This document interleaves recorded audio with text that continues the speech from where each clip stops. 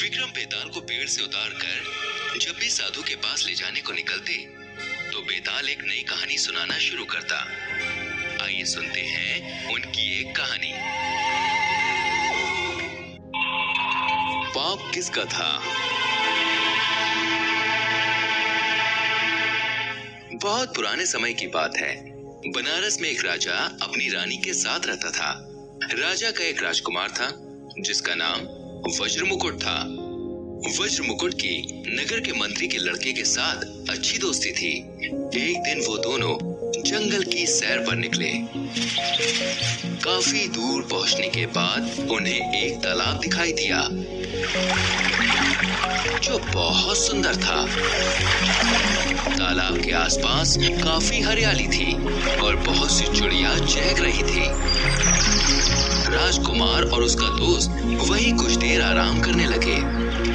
जब उनकी नींद खुली तो उन्होंने देखा कि एक राजकुमारी अपनी कुछ सहेलियों के साथ तालाब में स्नान करने आई है।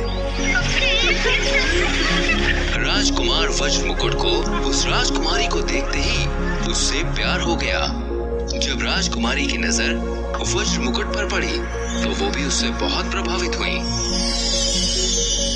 फिर राजकुमारी ने एक फूल लिया। पहले तो उसने फूल अपने कान में लगाया, फिर उसी फूल को अपने दांतों से काट के अपने पैरों में गिरा दिया और आखिर में उसे उठा के अपने सीने से लगा लिया।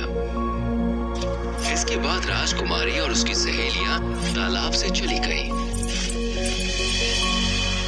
राजकुमार रास्ते भर राजकुमारी के बारे में सोचता रहा। जब उसके दोस्त ने उसे इस हाल में देखा तो कारण पूछा। इस पर राजकुमार ने कहा, मित्र, मैं उस राजकुमारी से शादी करना चाहता हूँ। राजकुमार की मन की बात जानकर उसके दोस्त ने पूछा, क्या जाने से पहले राजकुमारी ने तुम्हें अपने बारे में बताया था? राजकुमार ने जवाब दिया, नहीं, पर उसने एक फूल लेकर अपने कान में लगाया, फिर उसी फूल को दांत से काटा। उसके बाद उस फूल को अपने पैरों में गिराया और फिर उसे उठा करके अपने सीने से लगाकर वो चली गई। राजकुमार का दोस्त सब समझ गया। उसने कहा, मित्र, वो तुम्हें इशारों में सारी बातें समझा गई। उसने फूल को लेकर कान में लगाया, मतलब वो कर्नाटक की राजकुमारी है। फिर उसी फूल को दांत से काटा, मतलब कि वो दंतवात महाराज की बेटी है। जब उसने फूल अपने पैरों में गिराया, इसका मतलब था कि वो अपना नाम पद्मावती बता रही थी। और जब उसने उसी फूल को अपने सीने से लगाया, तब वो ये कहना चाहती थी कि वो भी तुम्हें पसंद करती है। ये सुनकर राजकुमार की खुशी का ठिकाना नहीं रहा। वो तुरंत ही अपने दोस्त के साथ कर्नाटक की तरफ निकल गया।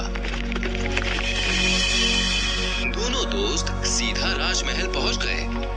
राजमहल के पास उन्हें एक बूढ़ी काकी दिखाई दी। जब राजकुमार ने उस राजकुमारी के बारे में पूछा और अपने बारे में बताया तो काकी बहुत खुश हुई। बूढ़ी काकी राजमहल की सेविका रह चुकी थी और राजकुमारी का बचपन उनकी आंखों के सामने ही बीता था। काकी राजकुमार की मदद करने को राजी हो गई और उन्होंने दोनों को अपनी झोपड़ी में रहने को कहा।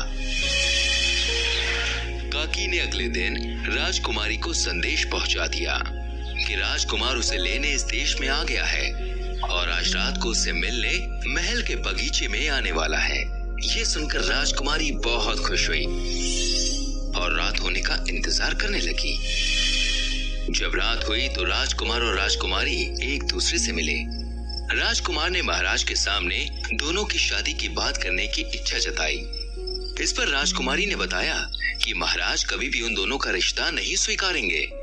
राजकुमार वज्र मुकुट ये सुनकर बहुत मायूस हुए और राजकुमारी से विदा लेकर महल से बाहर आ गए। बाहर उन्होंने अपने दोस्त को सारी बात बताई। राजकुमार और उनका दोस्त किसी तरह राजकुमारी को महल से निकाल लाने के लिए योजना बनाने लगे। आखिर में राजकुमार के दोस्त ने एक तरकीब सोच ही ली। सबसे पहले राजकुमार और उसके दोस्त ने काकी से कह के राजकुमारी से उसके जेवर मंगवा लिए। फिर राजकुमार और उसका दोस्त साधु और चेले का भेष बना के उन गहनों को बेचने नगर के एक सुनार के पास गए। सुनार देखते ही समझ गया ये राजकुमारी के गहने हैं। वो तुरंत राजा को ये बात बताने राज दरबार गया। राजा को ये बात पता चली तो उसने साधु और चेले को बुलाया। सच सच बताओ, ये गहने तुम्हें कहां से मिले? राजा ने कड़क आवाज में पूछा। महाराज, हम नहीं जानते, हम तो तपस्या कर रहे थे, तभी एक डकैत हमारी झोपड़ी के पास लूट के इरादे से आया। हमने किसी तरह से उसे डरा के भगाया और ये गहने छीन लिए महाराज। साधु के भेष में राजकुमार के दोस्त ने ये बात कही। राजा ये सुनकर सोच में पड़ गए कि उनकी बेटी ने ऐसा काम कैसे किया होगा। फिर उन्होंने साधु से पूछा, आपके विचार से जब कोई राजमहल का व्यक्ति ऐसा काम करे तो उसे क्या सजा मिलनी चाहिए? साधु के भेष में राजकुमार के दोस्त ने जवाब दिया, उसे नगर से निकाल देना चाहिए महाराज। राजा ने राजकुमारी को डोली में बैठा के नगर के बाहर भिजवा दिया। राजकुमार और उसका दोस्त पहले ही राजकुमारी के इंतजार में थे। उन्होंने राजकुमारी को वहां से अपने साथ लिया और अपने देश बनारस को वापस लौट आए। कहानी खत्म करते ही बेताल ने राजा विक्रम से पूछा, बताइए विक्रम, इस कहानी में पापी कौन है?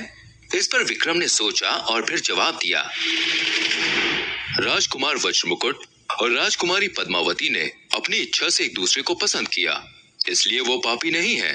उसी तरह राजकुमार के दोस्त ने अपने दोस्त की मदद की और वो भी पापी नहीं है। पाप राजा से हुआ जो उसने बिना अपनी बुद्धि का प्रयोग किए पराये लोगों की बात पर भरोसा करके राजकुमारी को घर से निकाल दिया। आपका जवाब सही है विक्रम। और ये कह के बेताल वापस अपने पेड़ की तरफ उड़ गया।